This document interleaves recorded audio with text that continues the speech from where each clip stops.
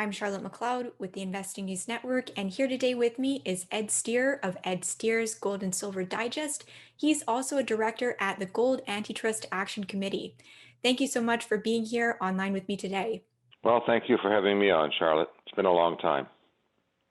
It's been a while, and I think we have plenty to catch up on. There's been a lot going on in the silver market lately, and I'll just jump into the questions that I have for you.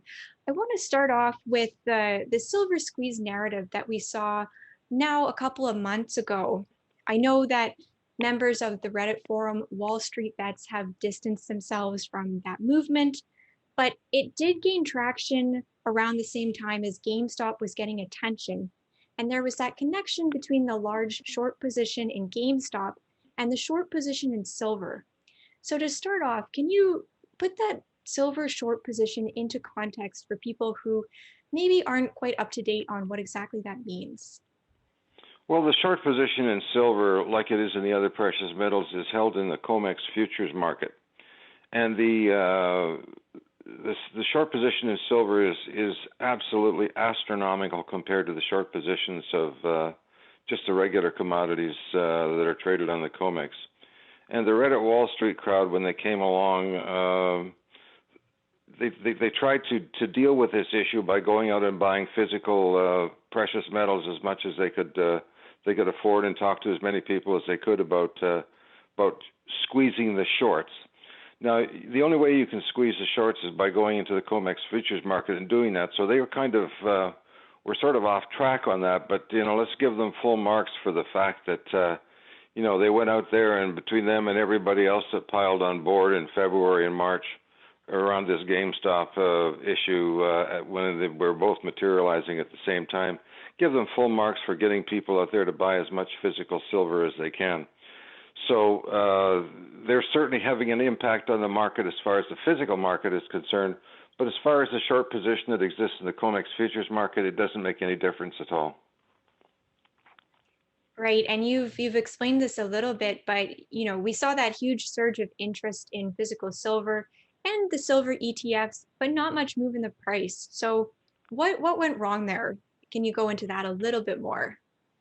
Oh, absolutely. I follow the work of silver analyst Ted Butler very carefully, and what he determined and what he saw in the Commitment of Traders report the week following that big spike up in price and the big spike down was that the four largest traders that were short went in and shorted the COMEX futures market to the tune of, I don't know how much it was, 33 or 36 million ounces of silver, paper silver, that they went short, and that the price explosion evaporated in just a few hours because they went in and shorted the market as much paper silver as necessary to drive down the price. So if you're looking for the reason why the price went up and down so quickly, it was because of these four traders. And like I said, the price is controlled in the COMEX futures market, despite the efforts of the Reddit and the Wall Street silver crowd to drive prices higher. So that's the sole reason why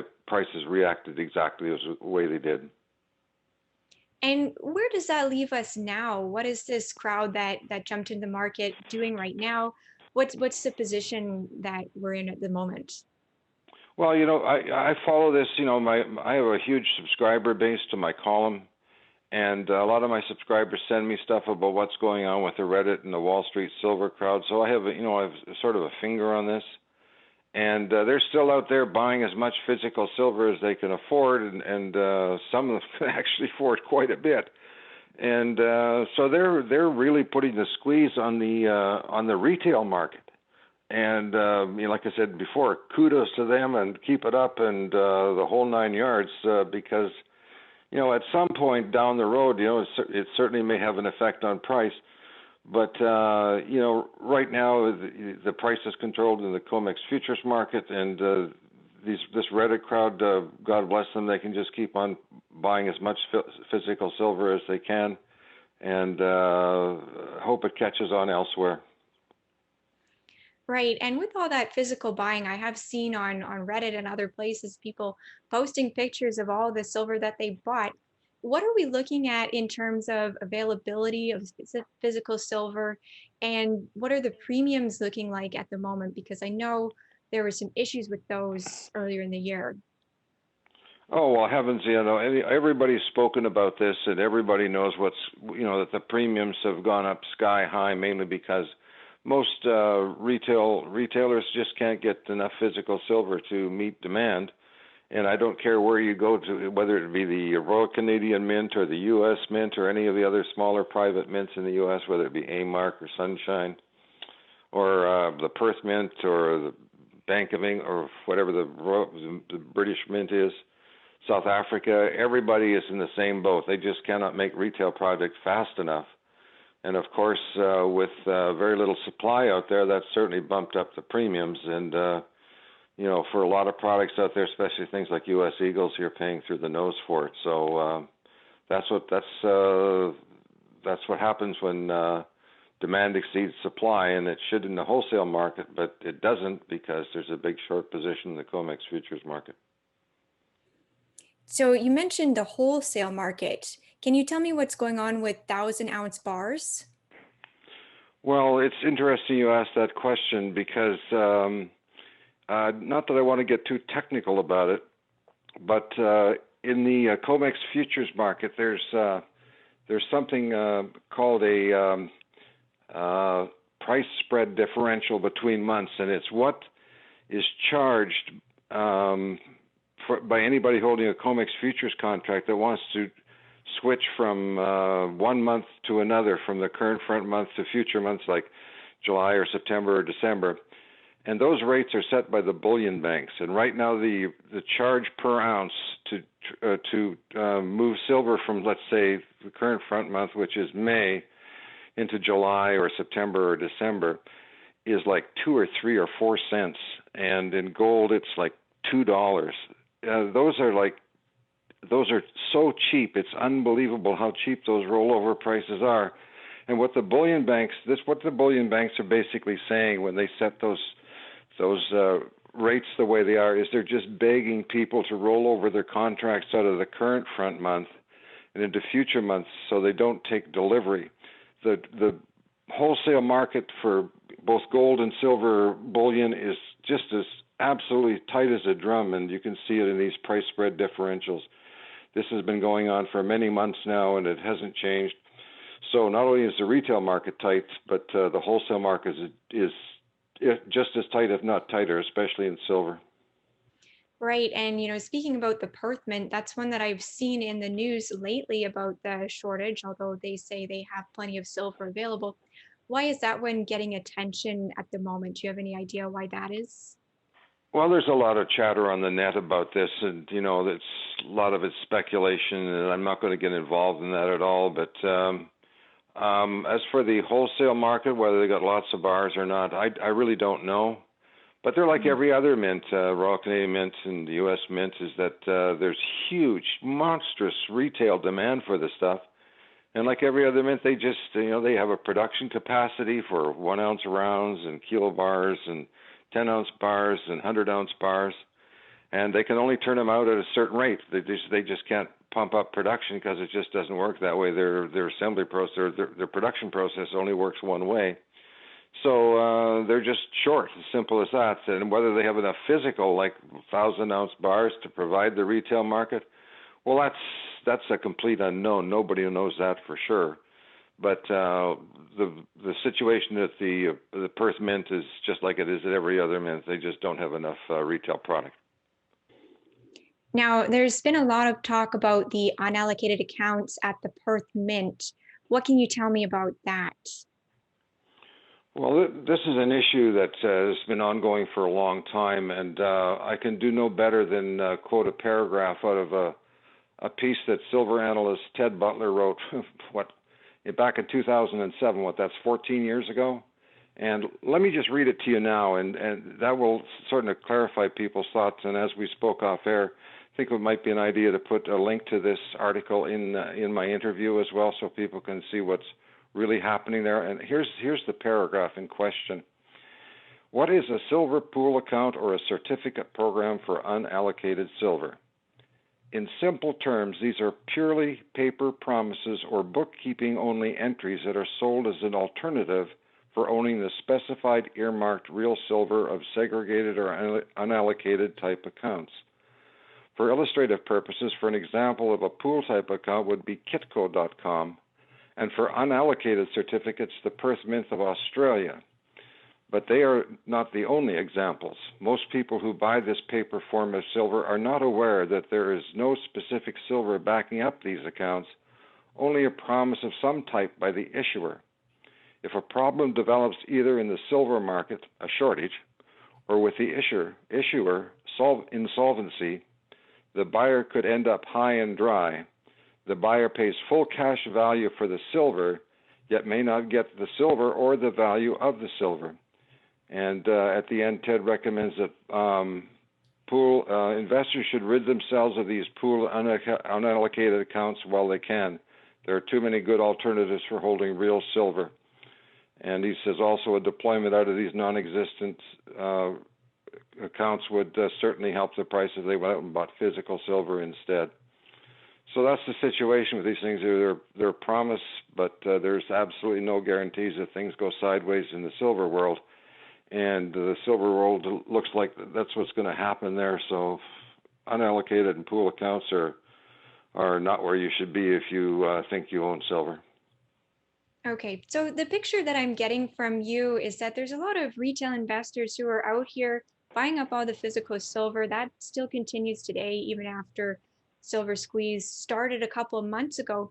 But the real issue, as you said, is in the COMEX futures market. So what do we need to see some disruption there? How would that scenario change?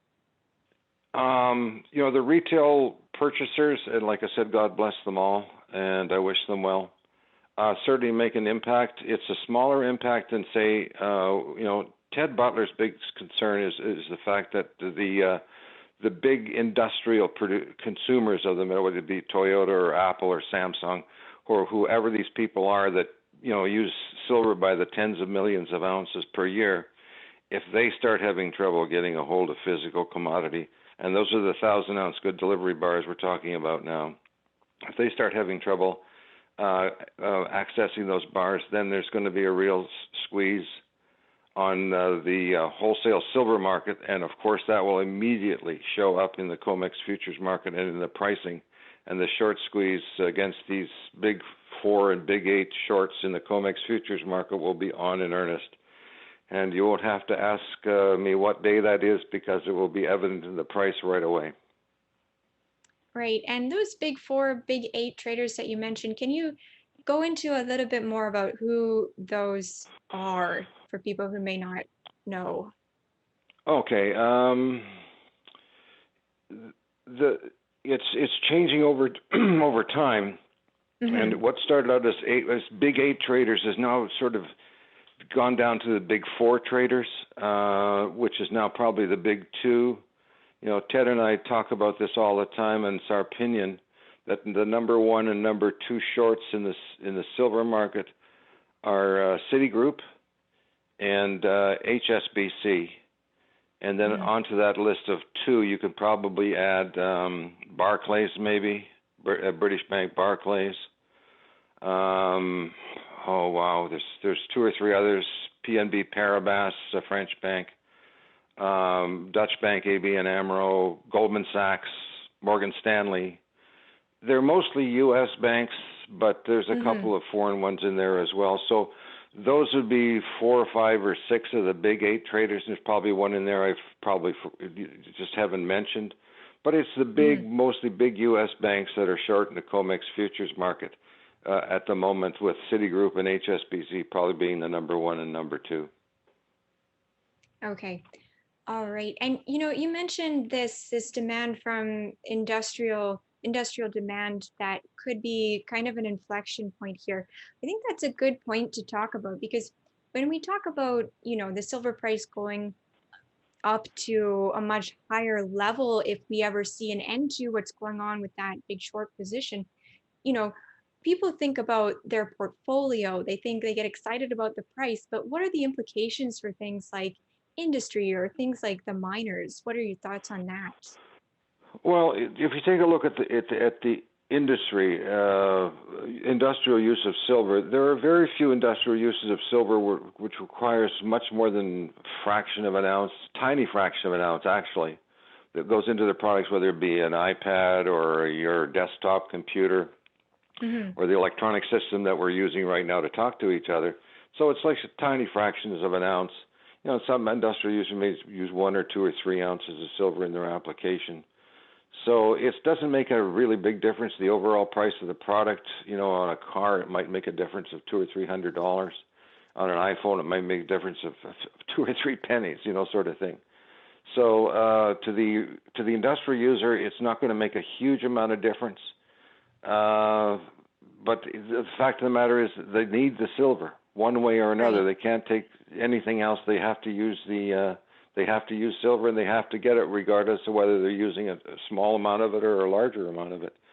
And as far as the miners are concerned, of course, higher silver prices will drive their respective share prices to the moon. And of course, like me and you and everybody else out there that's got some skin in this game, in the in the stocks of silver miners, they're going to do exceedingly well. It's just a matter of when this thing breaks wide open, and if the big four shorts are ever going to get off the price, or whether they're ever going to get overrun.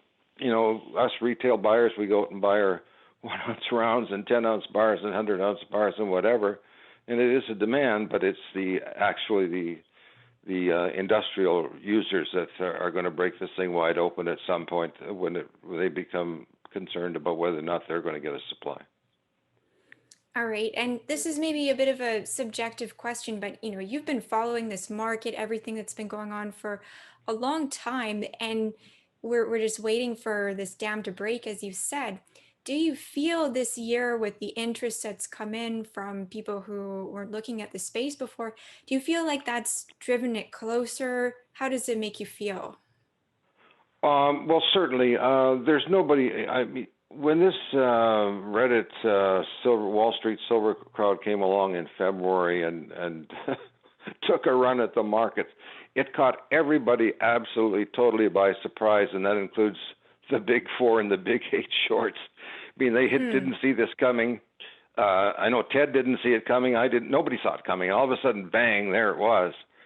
And there's no question about it that the big 4 and 8 shorts are wide awake and sitting up at their desks now, because they know that they're up against a real force out there. And the signs are that this could be the year that it's going to happen. Everything you see right now shows that that things are on the very knife edge of breaking. But we've thought that before last year, and Yeah. Charlotte, you and I talked 3 or 4 or 5 years ago at the conferences in Vancouver, and Mm-hmm. the subject was the same. I mean, it's the big traders that are shorting the COMEX futures market. And here we are, 3 or 4 years later, talking about the same thing. And of course, the dynamics have changed. Everybody in the world has heard of the word silver now, and there's everybody jumping on board thanks to the Reddit Wall Street silver crowd. And of course, this is hopefully going to make a big difference, and the sooner the better, because as you and I discussed off air before this interview started, there are no free markets in the world anymore. There are only interventions. And the silver market, the precious metals market are just one part, a very important part of the entire investment scheme that's being effectively managed by the U.S. Federal Reserve and their cohorts. So is this the year? I hope so, you hope so, and so do all your listeners. They do. And on the note of all the markets being manipulated in some way, I did want to ask you, we hear about silver manipulation, I would say, more than manipulation of any other commodity, at least from my perspective. So why would you say that is? Why does the attention fall on silver in the way that it does? Oh, it's a very, very simple reason. Silver is the most shorted physical commodity on the COMEX futures market, and it has been for the last 50-odd years, with the exception of palladium for a couple of months when it blew up to $2,800 an ounce back in, I can't remember what year that was. but it is the most shorted commodity in the COMEX futures market, and I'm talking right now. You're talking, if I remember correctly, about 150 days of world silver production is being held short by these four traders, and it is just absolutely off the charts. Now, platinum is up there as well, and gold's up there, but after that, it falls off to next to nothing. So it's easy for anybody who's looking for a short squeeze possibility.